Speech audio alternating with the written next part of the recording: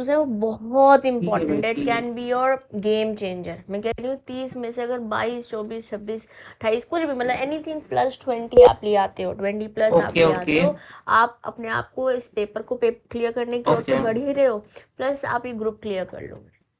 Confidence इतना आ जाएगा ना, जैसे ही आप एमसीक्यू स्ट्रांगली कर लेते हो। सिंपल अपना जो आपको शीट मिलेगी, you have to put the right answer. Let's say अभी आंसर नहीं समझ में आ रहा, छोड़ दो उस क्वेश्चन को, बाद में देखेंगे।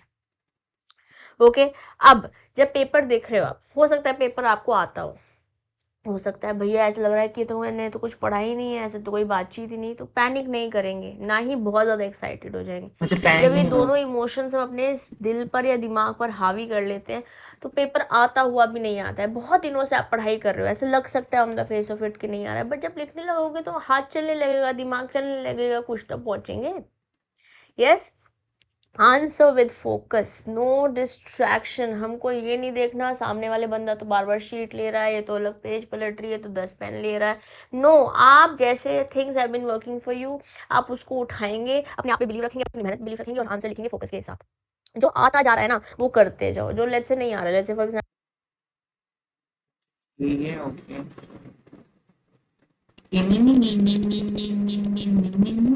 एग्जाम्पल क्वेश्चन नंबर 2 का ए तो आया, बी हमें नहीं आया, छोड़ दो उसके लिए थोड़े से पेजेस। बस कोशिश ये करो कि जो दोनों पार्ट्स हैं क्वेश्चन के वो साथ कर रहे हैं। नहीं, नेट ही नहीं चल रहा है। 3 4 5 पेज फिर आगे बढ़ जाओ।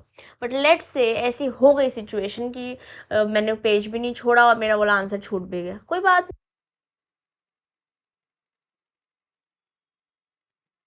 मालूम नहीं क्या तुमने सस्ता नहीं चलो को। नहीं, बस स्पेसिफिकली जैसे मार्जिन है ना, इस मार्जिन में ढंग से लिखना कौन सा क्वेश्चन कर रहे हो, ताकि जो एग्जामिनर है जो वो आंसर पढ़े तो समझ में आए कि भैया बढ़ जाओ। बट लेट से ऐसी हो गई सिचुएशन कि मैंने पेज भी नहीं छोड़ा और मेरा बोला आंसर छूट भी गया, कोई बात नहीं, बस स्पेसिफिकली जैसे मार्जिन है ना, इस मार्जिन में ढंग से लिखना कौन सा क्वेश्चन कर रहे हो, ताकि जो एग्जामिनर है जो वो आंसर पढ़े तो समझ में आए कि भैया बंदे को तो आता है, बंदी को तो आता है, जिसका मैं पेपर चेक कर रहा हूँ। फर्स्ट इंप्रेशन आपको अच्छा छोड़कर जाना है, ठीक है। तो आंसर कैसे लिखना है ये भी मैं अभी बताऊंगी, 2 3 मिनट में मेरे साथ रहिएगा। अब आप अपनी राइटिंग तो चेंज नहीं कर सकते, राइटिंग तो जैसी है वैसी रहेगी, बट नीट प्रेजेंटेबल पेपर लिखना है हमको। कहने का मतलब है लेट्स से ये पेपर है, सारी हमें पेपर की बचत कल पेपर में नहीं करनी है।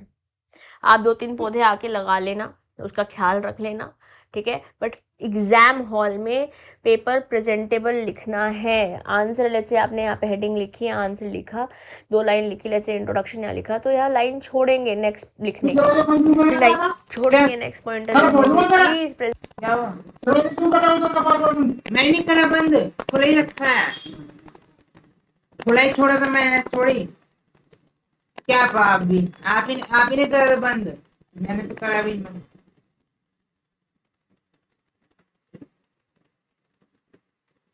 प्रेजेंटेबल लिख कर आएंगे अपना पेपर, गुचड़ मुचड़ किसी को समझ नहीं आता है, फिर नंबर जो मिल सकते हैं वो भी नहीं मिलेंगे। और ऐसा भी नहीं कि सुजा सजा के मोती बना रहे हैं, उसके भी कोई मार्क्स नहीं मिलने वाले, पेपर छूट जाएगा। Neat presentable paper that will suffice. एक घड़ी लेकर जानी है, घड़ी पहन कर जानी है, और स्मार्ट वॉच नहीं लेकर जानी, नॉर्मल एनालॉग वॉच लेकर जाएंगे, और बात बात पे भी नहीं देखते जाएंगे कितना हो गया कितना हो गया, नो एंजाइटी बेटा, ठीक है। फोकस के साथ पेपर करके आएंगे। और आज ही रात को ये बात आप ध्यान रखिए, अपना एडमिट कार्ड, पेन्स या कोई और जो भी बेसिक स्टेशनरी आपको रिक्वायर्ड है, अपना आईडी कार्ड ये अपने बैग में भी लिख लीजिए, कल क्या रख लीजिए, और कल जो पहनने वाले वो भी आज ही अपना सेट करके रख लीजिए, एकदम light cotton clothes as per the environment that you are in, है ना, उसके अकॉर्डिंग आप कपड़े आज ही सेट करके रख लीजिए। हम कोई फैशन शो में नहीं जा, वो भी आज ही अपना सेट करके रख लीजिए, एकदम light cotton clothes as per the environment that you are in, है ना, उसके अकॉर्डिंग आप कपड़े आज ही सेट करके रख लीजिए। हम कोई फैशन शो में नहीं जा रहे हैं, बट जितना प्रेजेंटेबल अपने आप को फील होगा उतना अच्छे से आप काम कर आ पाएंगे, ठीक है। Focus, focus is your the name of the game tomorrow, ठीक। And the most important that I wanted to discuss, a lot of you are calling and discussing कि मैम आंसर लिखना कैसे है। बेटे आंसर वैसे ही लिखना है जैसे हमने सारे सेशंस में डिस्कस किया, बस आज लास्ट बार ही बताने आई हूँ कि अगर डायरेक्ट क्वेश्चन एमसीक्यू के बारे में बात कर चुके हैं, क्वेश्चन नंबर 2 से लेकर क्वेश्चन नंबर 8 तक कैसे करना है। जो डायरेक्ट क्वेश्चन है, first introduction, let's say for example question है इंडियन कॉन्ट्रैक्ट एक्ट। ठीक है, अब चलते हैं, ठीक है, इसमें सकता हूँ ठीक है, ये अब देखो बहुत है ना आज की